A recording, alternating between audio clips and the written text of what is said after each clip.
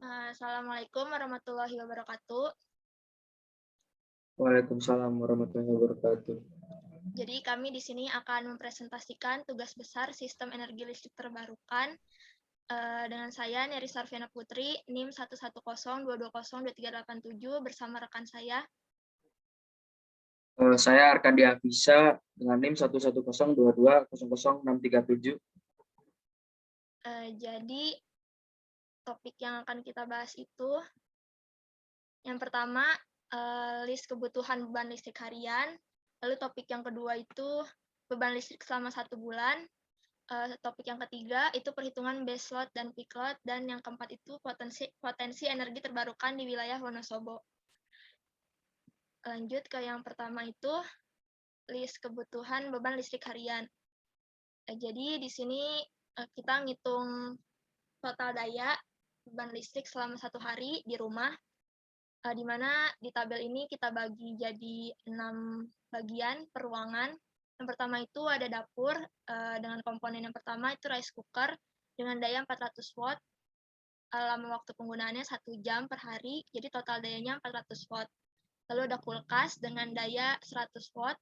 Lama waktu penggunaannya itu selama 1 hari penuh, jadi total dayanya 2400 watt. Lalu ada dispenser dengan daya 100 watt. Lama waktu penggunaannya itu 1 hari penuh juga, jadi total dayanya 2400 watt. Lalu ada lampu dengan daya 14 watt. Lama waktu penggunaannya itu selama 6 jam per hari. Total dayanya itu sebesar 84 watt. Lalu untuk ruangan yang kedua itu ada kamar mandi. Komponen yang pertama itu ada water heater. Dayanya itu sebesar 660 watt. Lama waktu penggunaannya 3 jam, jadi total dayanya 1980 watt.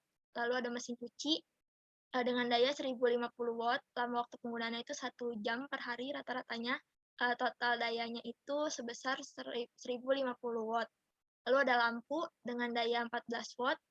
Lama waktu penggunaannya itu rata-rata 5 jam per hari. Total dayanya itu sebesar 70 watt. Lalu untuk ruangan yang ketiga itu ada kamar yang pertama, itu ada TV dengan daya 50 watt. Lama waktu penggunaannya rata-rata itu 2 jam per hari. Total dayanya itu 100 watt. Lalu ada AC dengan daya 660 watt. Lama waktu penggunaannya itu 15 jam per hari. Jadi total dayanya 9900 watt. Lalu ada lampu, dayanya itu 9 watt. Lama waktu penggunaannya itu rata-rata 12 jam per hari. Total dayanya itu 108 watt. Lalu ada charger, di mana jumlahnya ada 3, masing-masing dayanya itu sebesar 10 watt. Dengan rata-rata penggunaannya itu 4 jam per hari, jadi total dayanya 120 watt. Lalu untuk kamar yang kedua itu ada exhaust fan, itu dengan daya 35 watt. Lama waktu penggunaannya 15 jam per hari, jadi total dayanya 525 watt. Lalu ada lampu dengan daya 9 watt. Lama waktu penggunaannya itu 12 jam per hari, jadi total dayanya 108 watt. Lalu ada charger, jumlahnya 3 juga, dengan masing-masing dayanya itu 10 watt. Lama waktu penggunaannya 5 jam, jadi total dayanya itu 150 watt. Lalu ada ruang keluarga, itu komponennya ada TV dengan daya 100 watt. Lama waktu penggunaannya itu rata-rata 6 jam per hari, jadi total dayanya 600 watt. Lalu ada kipas dengan daya 70 watt. Lama waktu penggunaannya itu 12 jam, jadi total dayanya itu 840 watt. Lalu ada WiFi dengan daya 4 watt, itu lama waktu penggunaannya 24 jam per harinya, jadi total dayanya itu 96 watt. Lalu ada lampu, jumlahnya 2, dengan daya itu masing-masing 18 watt.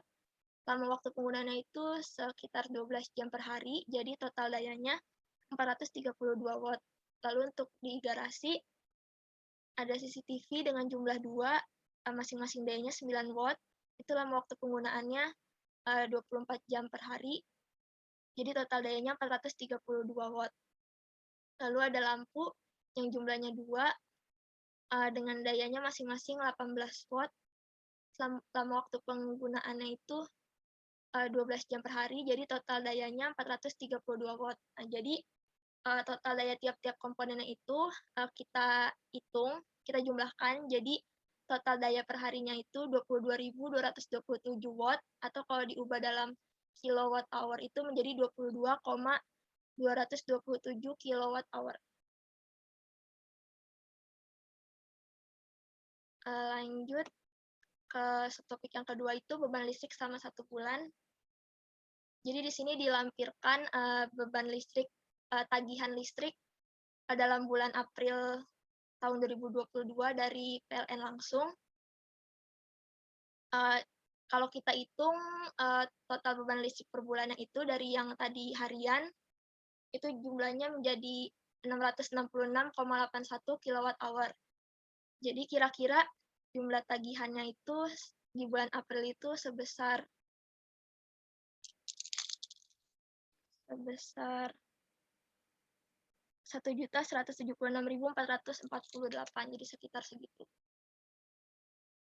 Lanjut ke subtopik yang ketiga, itu adalah base load dan peak load. Jadi base load itu beban dasar dan peak load itu beban puncak. Jadi untuk beban dasarnya itu kan tadi udah kita hitung yang per hari yang 22,227 kWh. Jadi kita ambil periodenya itu selama mingguan. Jadi kita ngitung dari Senin sampai Minggu berapa daya yang dibutuhkan, karena kan pasti beda-beda tiap harinya. Dan didapatkan itu hari Senin perharinya dayanya itu sekitar 24,227 kWh. Hari Selasa itu 22,227 kWh. Hari Rabu itu 22,527 kWh. Hari Kamis itu sebesar 23,227 kWh. Hari Jumat itu sebesar 23,317 kWh. Hari Sabtu itu sebesar 24,527 kWh. Dan hari Minggu itu sebesar 26,317 kWh. Nah, setelah itu kita buat menjadi grafik yang di sini, itu tiap harinya. Jadi ketemu nanti beban puncaknya itu ada di hari Minggu, yaitu sebesar 26,317 kWh. Oke, lanjut ke subtopik selanjutnya. Oke, di sini saya akan menjelaskan potensi energi terbarukan yang ada di wilayah Wonosobo, Jawa Tengah.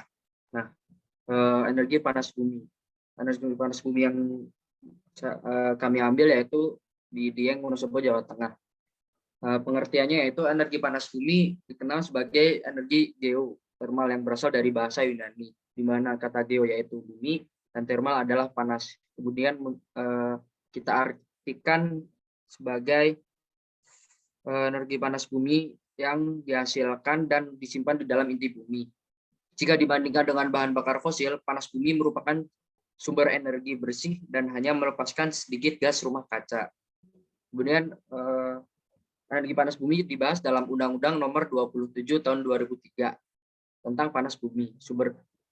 Artinya yaitu atau isinya yaitu sumber daya panas bumi adalah sumber energi panas yang terkandung di dalam air panas, uap air, dan bantuan bersama mineral dan gas lainnya yang secara genetik semuanya tidak dapat dipisahkan dalam suatu sistem panas bumi, dan untuk pemanfaatannya juga harus diperlukan proses penambangan yang dapat dimanfaatkan untuk pembangkitan tenaga listrik atau pemanfaatkan langsung lainnya. Kemudian saya ingin menjelaskan salah satu pemanfaatan energi panas bumi adalah untuk menghasilkan energi listrik.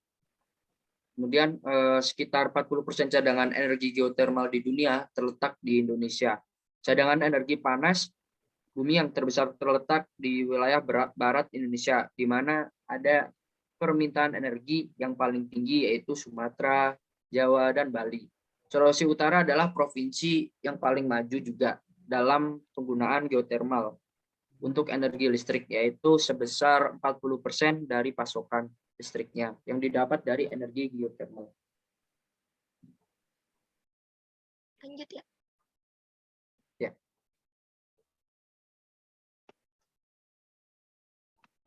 Kemudian di sini saya akan menjelaskan ada dua, yaitu lapangan existing dan pengembangan lapangan Dieng.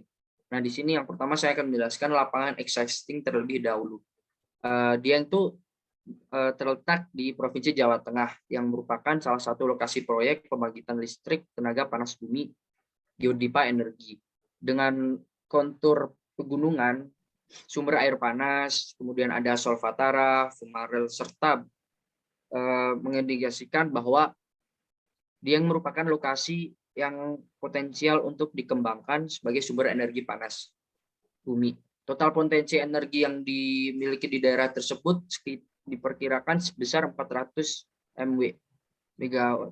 Kemudian yang selanjutnya yaitu saat ini Geodipa Energi berhasil mengoperasikan proyek Dieng Unit 1 dengan kapasitas sebesar 60 MW yang terhubung ke jaringan Jawa, Madura, dan Bali. Melalui sistem interkoneksi, selain itu, untuk memenuhi target yang diperkirakan akan digunakan, target usaha tersebut dilakukan peningkatan serta pengembangan kapasitas proyek Dieng 2 dan 3.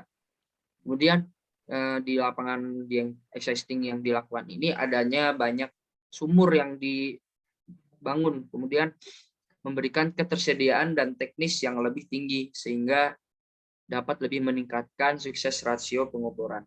Kemudian yang kedua yaitu saya akan menjelaskan tentang pengembangan lapangan di Dieng. Meskipun Dieng memiliki satu PLTP yang beroperasi cukup besar, sebenarnya lapangan Dieng diperkirakan memiliki sumber daya yang cukup untuk pengembangan secara bertahap sebanyak 8 unit PLTP yang akan dibangun. Kemudian GDA akan secepatnya melakukan persiapan untuk pengembangan PLTP yang ada di daerah tersebut dengan menyediakan 2-3 unit langkah selanjutnya. Kemudian GDA akan mengembangkan PLTP yang bernama PLTP Binari sebagai komplementer dari PLTP existing dengan memanfaatkan energi panas bumi yang ada di daerah tersebut dan berain hasil produksi. Selain itu, GDE juga mempersiapkan pengembangan PLTP skala kecil dengan memanfaatkan sumur-sumur air, sumur-sumur berproduksi rendah maupun existing. Lanjut.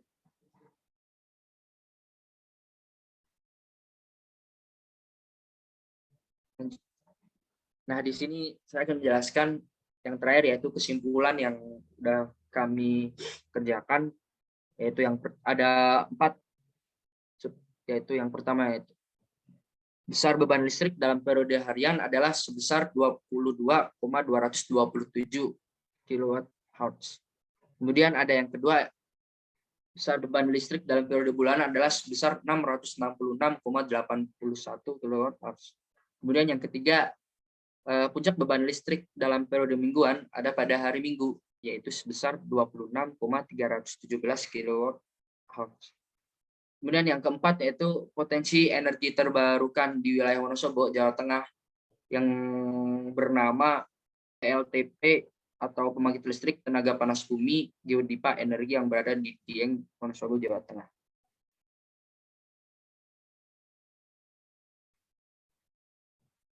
Nah, ini adalah beberapa referensi yang kami ambil untuk dimasukkan ke dalam materi dengan sumber-sumber ada 6 sumber, yaitu ada dari geodipa.co, ada Sun Energy, pln.co, ada Wikipedia juga, dan Watchware.